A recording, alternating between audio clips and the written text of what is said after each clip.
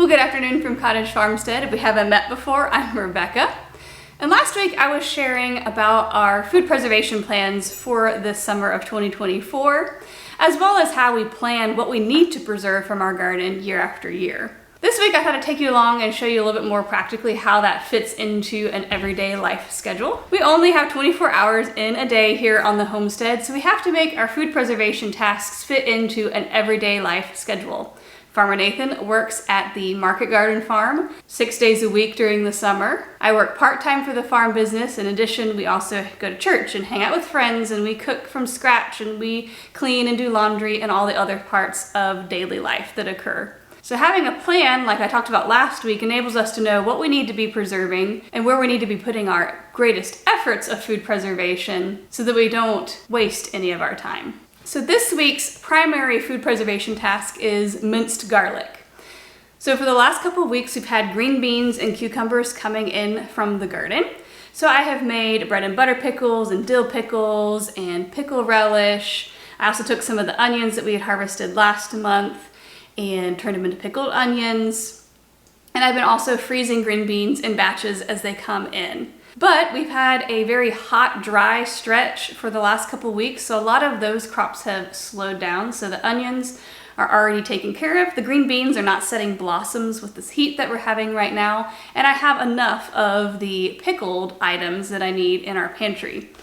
But I probably still have another week or two before my tomatoes come in earnest. The vines are loaded, so I'm going to be really busy with the tomato harvest very soon. So I like to take advantage of these lulls in the food preservation season to do some other tasks that don't necessarily have to be done quite as quickly. Say as tomatoes, you got to process them really quickly when they come in. With the garlic, I harvested it about 2 or 3 weeks ago. It's been curing on our back porch.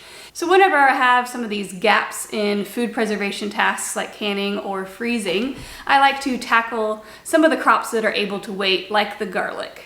That's one of the ways that we're able to fit in so much food preservation is we're not trying to do all the same crops all in the same week. We try to plant out our gardens so that we're spreading out the food preservation tasks over the summer so that we're not trying to pickle and can tomatoes and freeze green beans all in the same week. We're able to kind of pick, okay, this week we have a lot of cucumbers coming in. We're going to pickle cucumbers this week. And this week we have a lot of green beans in, so our extra food preservation time will be spent on primarily green beans. If we have more time, we may work back on some of the pickles that might be coming in. But when we have a gap in between some of the fresh produce coming out of the garden, I like to work on things like our diced onions and our minced garlic, as those are crops that I can leave on the back porch or in our basement for an extended period of time and work on them when I have gaps in our schedule. So you might be wondering, why am I spending this time during food preservation season bothering with minced garlic at all anyway, since you can store it whole? And this goes back to what we were talking about last week about making sure that you are preserving food that you actually eat. But second, you also need to preserve the food in the ways that you prefer cooking with it. Otherwise, it can still become food waste if you always pass over a particular item because it's not prepared in the way that you're used to cooking with it or how you like cooking with it. So I have quite a few food sensitivities, which results in me needing to cook nearly everything from scratch, and that's down to broth and spices and things that you put into your dishes. So since I have to cook so much from scratch, I'm always on the hunt for ways to have shortcuts in the cooking process that are still safe for me to eat and still provide healthy, nutritious food for us in the kitchen. So one of those ways is preserving our food from our garden, pre-chopped, pre-cooked, pre-processed, so that I'm able to just dump and go in recipes rather than having to take the time to peel and chop my onion and peel and mince my garlic and then snap all of my beans and then get the tomatoes going. I'm able to have all of that already mostly prepped so I can just dump and go, and it makes time in the kitchen prepping our dinners and meals so much quicker. So about 3 to 4 years ago, before Farmer Nathan and I even built or moved into our farmhouse here on the homestead, we filmed a video on how to preserve minced garlic safely. And I will be working off of the exact same recipe, and I will insert a shot of it here, and I'll be walking through the process as I go through making our minced garlic. But essentially, we found this recipe from a food science department of a university. I think it was Iowa or Illinois, something like that. So that university had found that a lot of people were preserving their minced garlic incorrectly and in a way that could be dangerous. So if you just mince your garlic and dump oil on the top, you have a risk that you're taking there. Because you're creating an anaerobic environment with the oil on top of your garlic, you could grow botulism in your garlic. But one of the ways to nearly eliminate that risk is to use a acidifying agent to make your minced garlic more acidic before you add in the oil. So we've been using this university's food preservation recipe for minced garlic for the last 4 years or so, and it works like a charm. We mince our garlic, soak it in the citric acid solution, drain it, put it into our jars, and top it off with olive oil. And we keep ours in the fridge and it lasts the entire year. I'm actually just about out of the minced garlic that we preserved last year. So it's time for me to get another couple jars in the fridge while I have this break in the fresh produce coming out of the garden. So about a week ago, I harvested these 3 totes of garlic from our onion and garlic patch. And I do need to spread them out a little bit more to cure properly, but they've been on the back porch in the shade where they're getting the heat without the sun, direct sun, and able to start drying and curing for us. Today it is really, really toasty outside, so I'm going to clean up a few of them and get them in a bowl to take inside, and I will work on these in batches over the next few days of this week where I have a lull between our pickles and our tomatoes.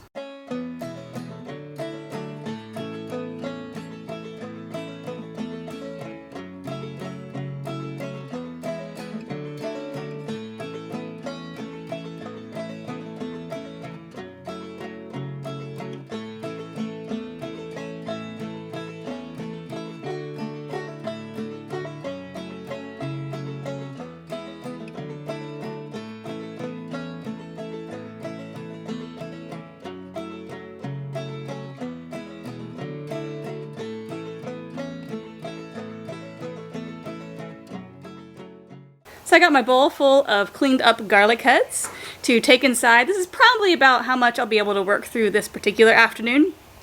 I do have someone that wants to come and learn how to mince garlic with me tomorrow, so I will have an extra set of hands tomorrow to work through another bowl or two. And this is essentially my plan in the afternoons during the heat of the day when I'm not outside, is to be working through a bowl or two each afternoon and slowly getting our minced garlic preserved over the course of the entire week as I have time available. One more thing that I did before I went back inside is I spread out the rest of the garlic that I had in those 3 crates. So I have them spread out amongst 4 crates and on the table that we have here on the back porch, as I want them to be in a mostly single layer so that there's a decent air circulation so that they're able to dry. This afternoon we actually have a really dry, hot breeze, which is perfect for curing your garlic. So I figured I would take advantage of the nice weather that we have today for curing garlic and get that set up real quick before I went back inside.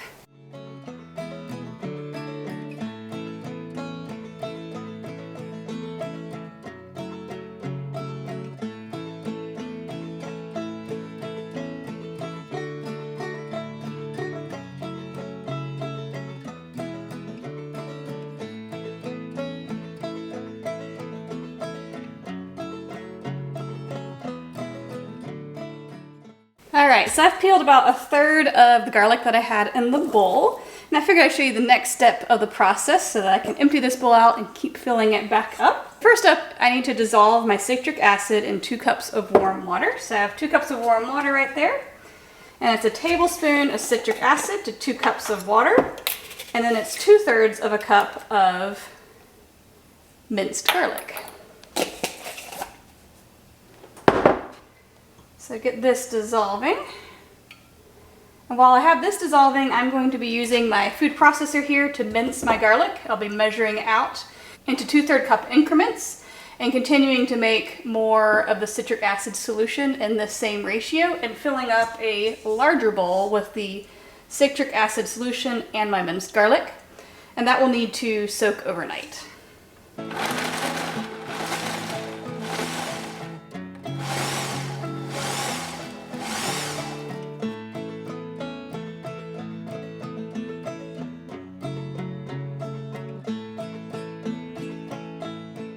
So I have my 2/3 cup of minced garlic that I ran in the food processor, and I'm going to be adding that to my bowl right here. And I'll be topping it off with the 2 cups of citric acid solution water.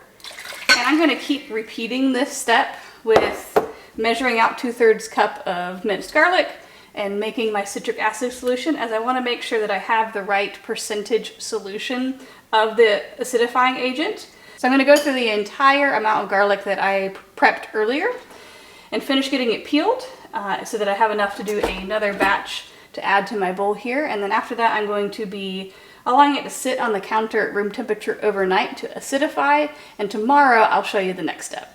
Well, good afternoon from the cottage farmstead. It is next day. So the minced garlic that I put into the citric acid solution has been soaking for about 24 hours, and that's the optimal range for acidifying your minced garlic. And the next steps are pretty simple. I'm going to be straining out the citric acid solution, and then I'm going to be moving the minced garlic into my jars before I top them off with olive oil.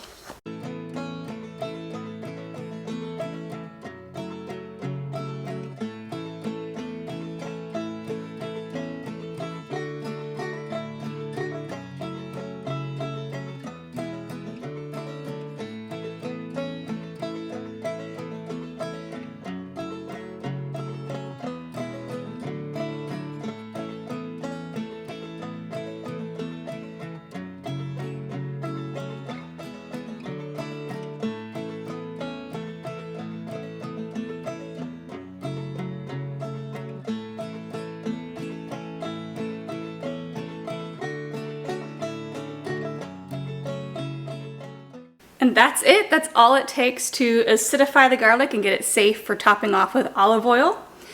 If you like to have your minced garlic in more oil, you can certainly add more. I like to be on a little bit on the lighter side, as in most recipes, I am only adding this after I've already put in the cooking fat that I'm cooking with.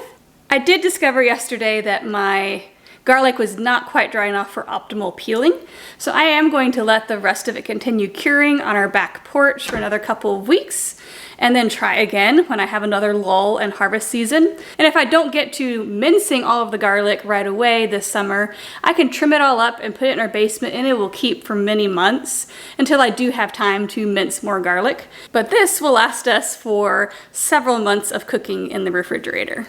Well, I hope it was helpful to see how we work food preservation into our everyday workday schedule here at the homestead, as well as learning how to preserve minced garlic and oil with a safer method using a citric acid solution. Happy food preservation season, and I will see you next week.